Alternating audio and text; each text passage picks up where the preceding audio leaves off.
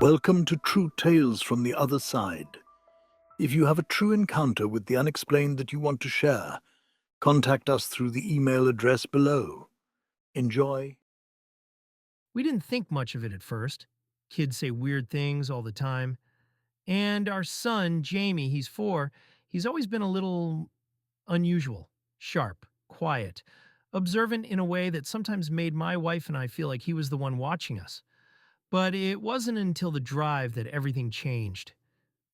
It was a Saturday afternoon, and we were passing through an old neighborhood across town. We don't usually go that way, but there was construction on the main road. So I detoured through Elm Hollow, a quiet grid of brick homes, old trees, and wide porches. As we passed a brown Tudor-style house with a for sale sign, Jamie sat up straight in his car seat and pointed at it with sudden intensity. "That's our house." I glanced in the rear view. "What?" He was staring, eyes wide, almost desperate. "That's our house. That's where I lived before." My wife turned around. "You mean in a dream?" He frowned, frustrated. "Number before I was Jamie, when I was big." We laughed nervously, but he didn't. "Please," he said, "can we go inside? I want to see if my stuff is still there." There was an open house going on. We figured it couldn't hurt. Maybe he saw the house in a book or on TV, or maybe this was just a wild 4-year-old imagination. A fluke. But the moment we stepped through the door, Jamie froze in the entryway. His whole posture changed, like something old and quiet slipped over him. He looked around, then pointed to the left. "There's the sitting room." The fireplace used to be red brick, not gray. The realtor blinked. "It was red. We painted it last year." Jamie wandered forward. "The piano went here, and the green chair was by the window. That's where I used to sit and watch for the mail." My wife and I exchanged looks. This wasn't guessing. This wasn't random. This was memory. He led us upstairs, walked right into the back bedroom, and touched the wall. I died in here. In the bed. I couldn't move my legs at the end. I felt sick. My wife turned pale. The realtor, awkward now, cleared her throat. The previous owner was elderly, passed away in hospice. I'm not sure if he was here when it happened." Jamie ignored her. He walked slowly down the stairs, ran his hand along the banister. Then he stopped, pressed his palm to the wall under the staircase. "My papers are in the fake door." We all stared. Jamie crouched, pushed against the wall panel with both hands, and with a soft click it popped open. Even the realtor gasped. "I didn't know that was there." Inside was a small wooden box covered in dust. Jamie reached in and pulled it out carefully, like he already knew the weight. Inside were a birth certificate for a man named Charles Everett Harrow, born 1932, a faded photo of a smiling boy next to a rust-colored bicycle, a stack of old letters, a dog tag, and a lock of pale hair tied with ribbon. My son, my 4-year-old son, lifted the photo with shaking hands. "That was my bike. I rode it to the library on Wednesdays. That's my brother Jack. He died before me."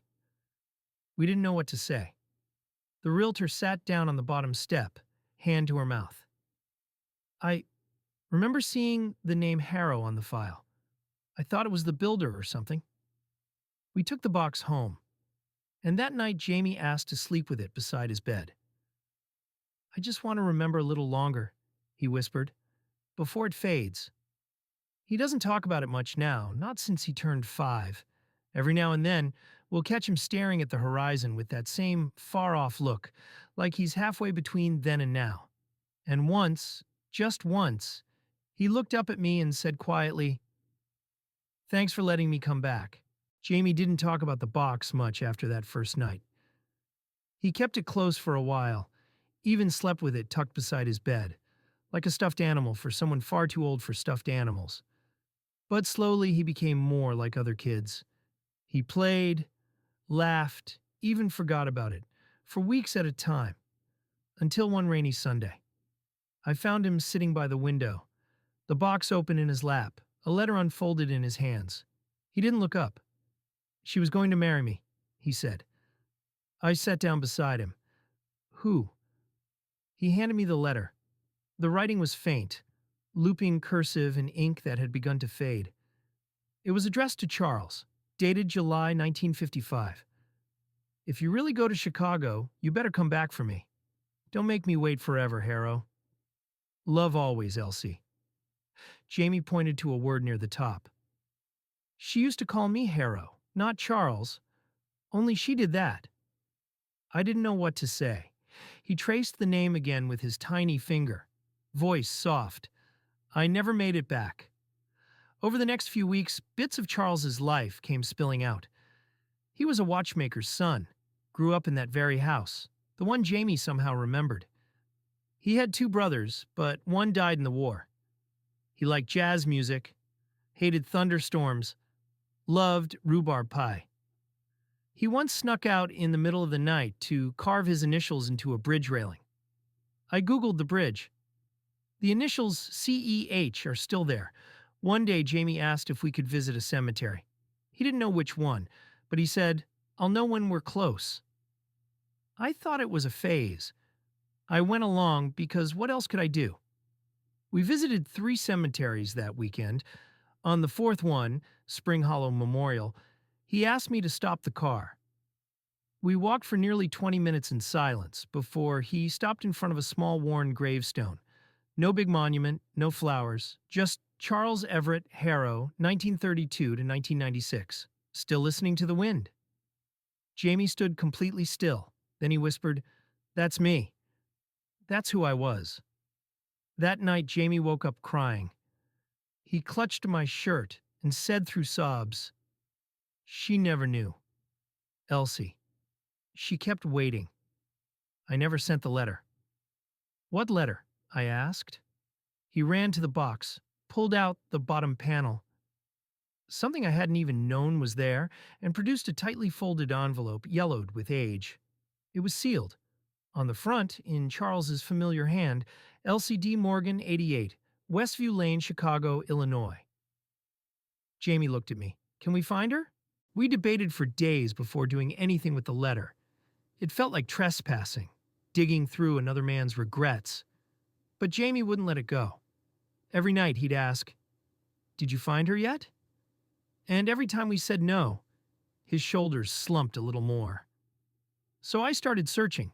There was no 88 Westview Lane in Chicago anymore, bulldozed and replaced by a gas station in 2007. But after digging through local directories and digitized records, I found her, Elsie Dorothy Morgan, born 1935. Retired librarian, never married. Last known address, a quiet retirement home in Evanston, just outside the city. She was still alive, 90, failing eyesight. No immediate family. I called ahead, told the staff we wanted to visit to talk about a man named Charles Harrow. The nurse paused, then said softly, "She still talks about him sometimes." We told Jamie we were going to meet someone important. He just nodded and clutched the sealed letter to his chest. The retirement home was bright and quiet, filled with humming machines and the soft clatter of wheelchairs. They brought us to a small reading room where a frail woman with white curls sat knitting by the window. "Elsie," the nurse said gently, "you have visitors. They say they knew Charles Harrow." Her hand stopped moving. She didn't look up right away, but then her eyes, pale, watery, turned toward Jamie, and she froze, not in fear, in recognition. Her lips parted. "Charles?" Jamie stepped forward. "No, ma'am. I'm Jamie now, but I remember you." Elsie blinked hard. Her eyes filled. I waited so long. Thought I imagined it. I used to sit on the porch hoping for your car to pull up." Jamie held out the letter. "I never sent this. I'm sorry." Her hands trembled as she took it. She didn't open it. She just held it to her chest and whispered, "It still smells like you." We sat with her for hours. Jamie remembered everything. how she always braided her hair to the left, how she spilled tea on his shirt the night before he left for Chicago. He remembered her old dog, Franklin, the way she laughed like a hiccup, and Elsie. She never once questioned it, not even for a second. I always said Charles had an old soul, she said, laughing softly, dabbing her eyes. Guess he wasn't done. As we left, Jamie turned back to her. I think I came back just to say goodbye. This time properly. She smiled, weathered and warm. Then thank you, that's all I ever needed. That night, Jamie slept deeply. No whispers, no distant stares. Just peace. The next morning, the first thing he said was, I don't think I'm Charles anymore. I believed him.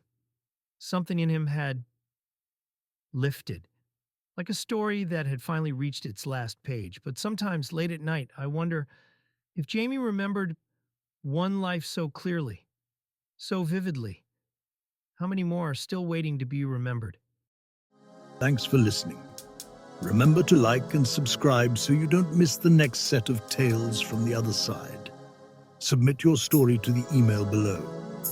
And remember, nothing is what it seems.